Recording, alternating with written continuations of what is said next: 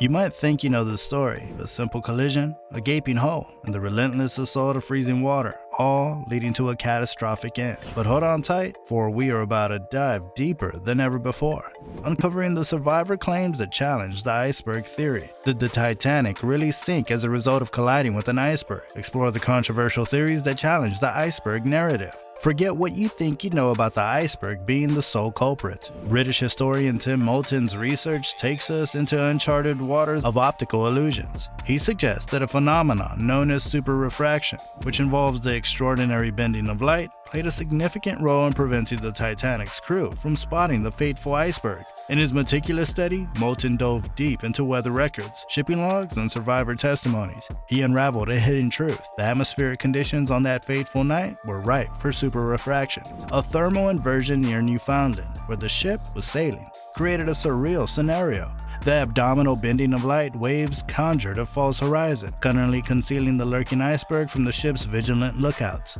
As if the Titanic sinking wasn't enough, our dear Moulton has a theory that will make your jaw drop. Apparently, it's not just the Titanic that was fooled by this oh-so-clever optical illusion. Nope, there were other ships around too, sailing happily along, completely clueless about the impending disaster. Can you imagine the sheer shock and disbelief that must have followed? It's crucial to grasp the bigger picture here. It was a perfect storm of events, intertwining tragedy and nature's deception. Superrefraction, an elusive atmospheric phenomenon, danced upon the waves, leading to the downfall of an unsinkable ship. It's like a Shakespearean tragedy, but with a twist of Mother Nature's wicked sense of humor. If you liked the video so far, do hit that like button, and while you're at it, subscribe to our channel as well. Now back to the video. According to survivors, the captain made a grave error by pushing the Titanic to its maximum speed of 22 knots.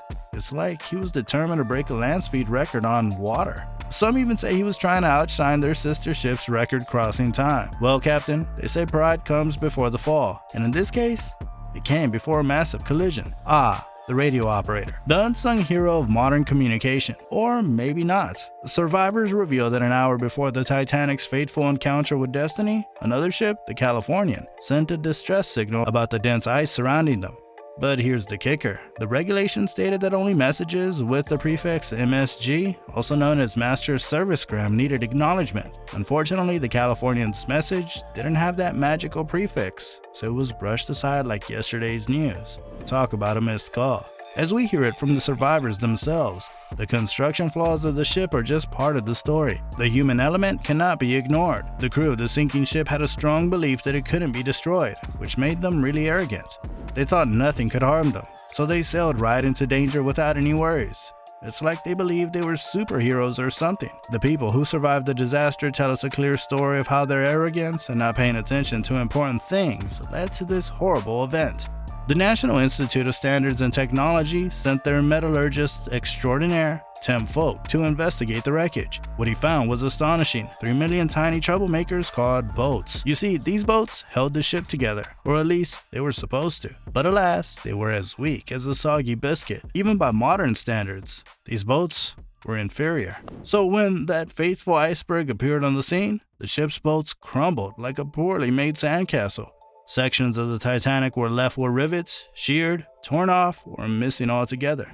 Clearly, folks, this was a rushed job. The construction of the Titanic was anything but meticulous. If they had taken the time to do it right, perhaps the ship would have lived up to its grandiose promise of being unsinkable. But hey, hindsight is 20/20, right? It's a reminder that even the mightiest creations can crumble if we don't pay attention to the smallest details. Lastly, if you go back in time and change one thing about the Titanic's construction to prevent it sinking, what would it be and why? Comment your thoughts below and subscribe to our channel for more interesting content.